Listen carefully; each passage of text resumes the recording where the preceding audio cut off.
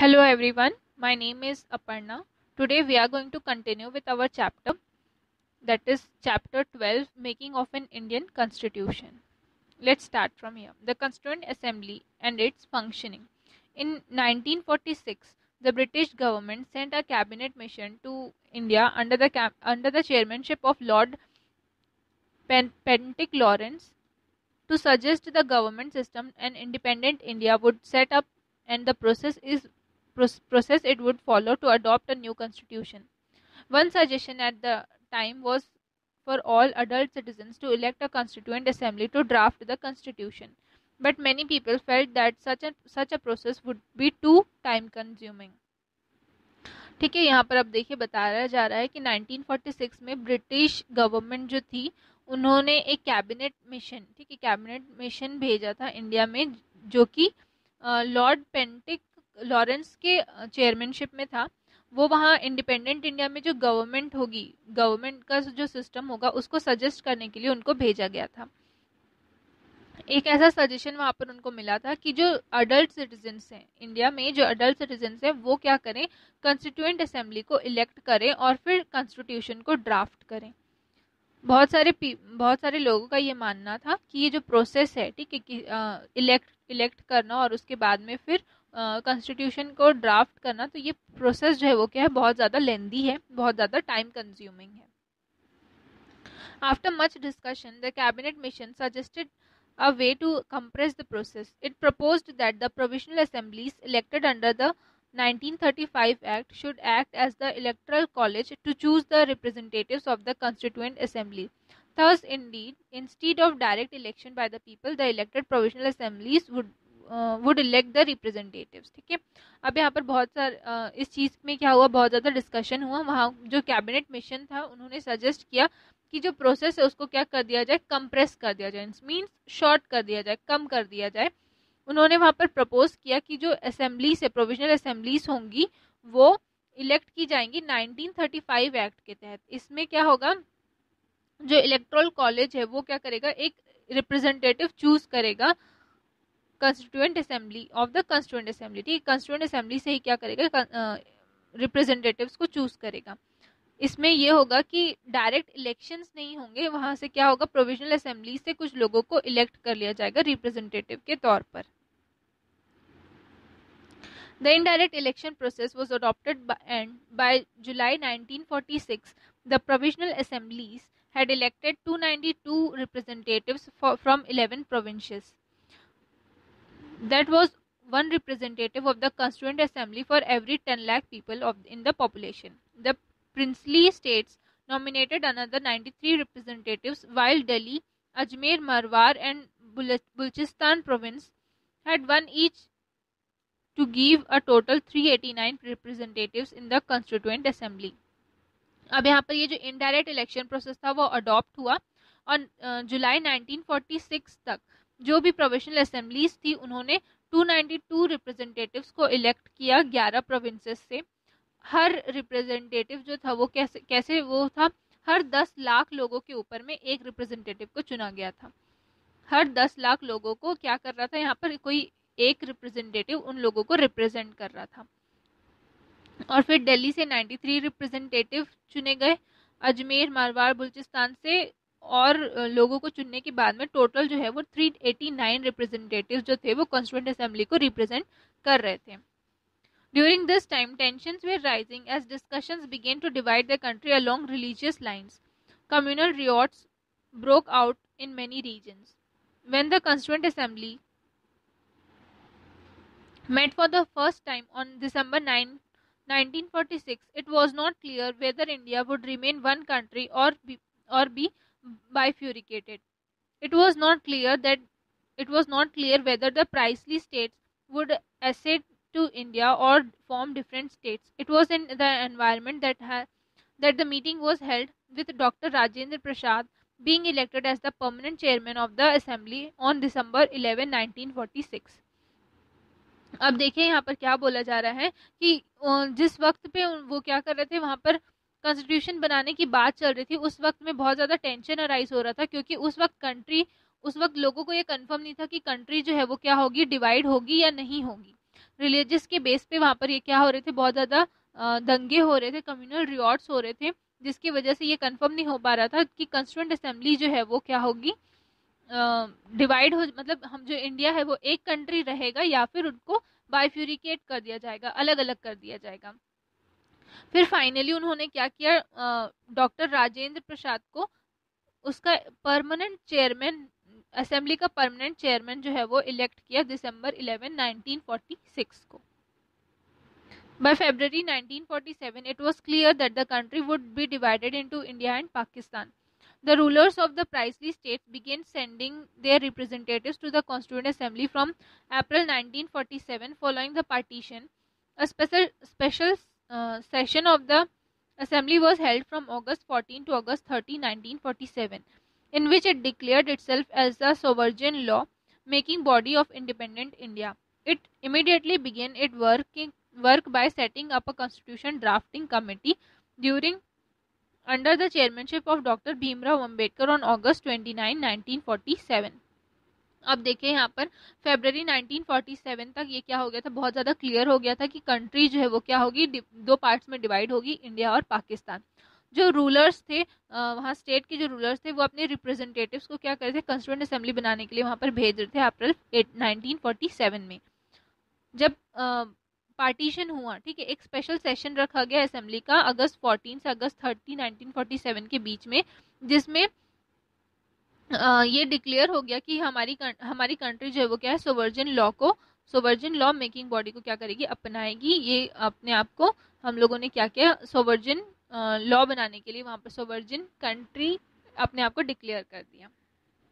It immediately begin, हाँ ठीक है, इसके जस्ट बाद में क्या हुआ, वहाँ पर कॉन्स्टिट्यूशन बनाने का जो प्रोसेस था, जो ड्राफ्टिंग कमेटी थी, उन्होंने स्टार्ट कर दिया। किसके चेयरमैनशिप में, तो डॉक्टर भीमराव अंबेडकर के चेयरमैनशिप में अगस्त 29 से ये कॉन्स्टिट्यूशन ड्राफ्टिंग का जो प्रोसेस था वो स्टार्ट हो गया था। Meanwhile the process of merging the princely states that into the Indian union was underway simultaneously at the same time. Pakistan launched a war to acquire Kashmir, even as the India-Pakistan border was being demarcated after the partition. Communal riots continued to rage across the country during this unsettled period. ठीक है, अब यहाँ पर ये बताया जा रहा है कि पाकिस्तान ने क्या किया था, कश्मीर को एक्वायर करने के लिए इंडिया पाकिस्तान के बॉर्डर में वॉर लॉन्च कर दिया था, मीन्स वहाँ पर अटैक कर दिया था। इन सब टेंशन्स के बीच में, ठीक है, टेंशन्स के बीच बहुत ज़्यादा कम्युनल रिवॉर्ड्स जो थी वो क्या थी, कंटिन्यू थी, और उनके ही बीच में लोग जो थे कॉन्स्टिट्यूशन ड्राफ्ट करने का जो प्रोसेस था वो कंटिन्यू रख रहे थे। The work of drafting of the constitution however continued despite this upheavals, with committees being set up for specific tasks. They included the Union Constitution Committee, States Committee, Fundamental Rights and Minor Communities, National Flag Committee, etc. ठीक है, ये सारे tension के बावजूद, जो भी उस वक्त पे कंट्री में हो रहा था, ये सारे टेंशन के बावजूद जो ड्राफ्टिंग कमेटी थी वो कॉन्स्टिट्यूशन को ड्राफ्ट करना कंटिन्यू रखती है। उन्होंने क्या किया था, यहाँ पर अलग अलग ग्रुप्स में लोगों को बांट दिया था। यहाँ पर देखिए 4 नाम दिया हुआ है, उन्होंने 4 अलग अलग ग्रुप्स में लोगों को बांट दिया था।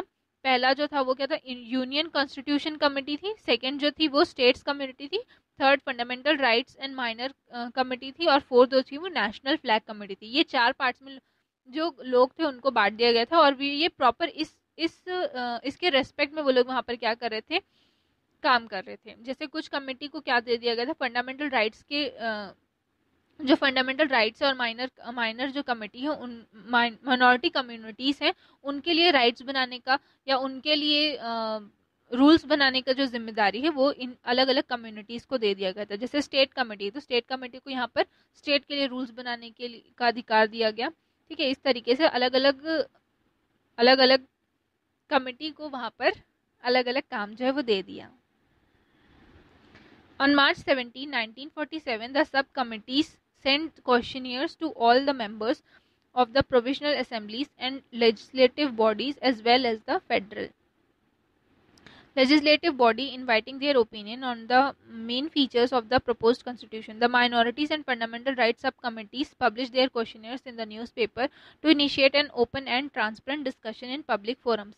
People communicated their views to the subcommittees by writing letters. In this way, the work of the Constituent Assembly remained in the public eye as people's participation in drafting the Constitution increased. ठीक है, अब देखिए यहाँ पर मार्च 17, 1947 में जो committees थी उन्होंने क्या किया, पेपर में या जिस भी तरीके से वो लोग कर सकते थे उन्होंने क्या किया, जो उन्होंने जो रूल्स बनाए थे या जो क्वेश्चंस थे उनके क्वेश्चंस थे जो वो लोगों से करना चाहते थे वो उन्होंने पब्लिश किया।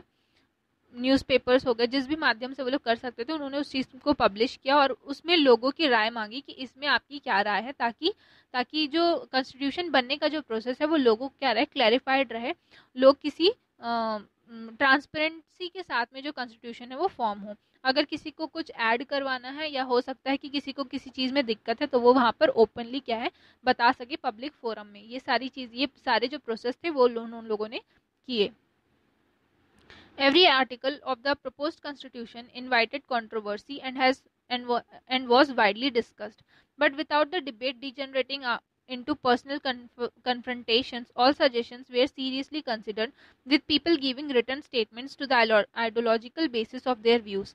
The depth and seriousness of the draft procedure can be seen in the constitutional debates given in the box. ठीक है, अब यहाँ पर लोग जो कमेटी थी वो क्या कर रही थी, लोगों का ओपिनियन जानना चाहती थी, जिसके वजह से उन्होंने क्या है आर्टिकल जो है वो पोस्ट किए और जो भी आर्टिकल्स वो पोस्ट कर रहे थे उसके लिए जो भी रिव्यूज आ रहे थे वो उस चीज़ को सीरियसली सोच रहे थे और कई बार उनको क्या है अपने जो पब्लिक है वो जो अपने व्यूज रख रही थी उनको वो रिटर्न स्टेटमेंट के फॉर्म पे उनको देख रहे थे और उस चीज़ को बहुत ही सीरियसली उन्होंने लिया और प्रोसीजर को कॉन्स्टिट्यूशन को ड्राफ्ट करते वक्त इस चीज़ का खास ध्यान रखा गया।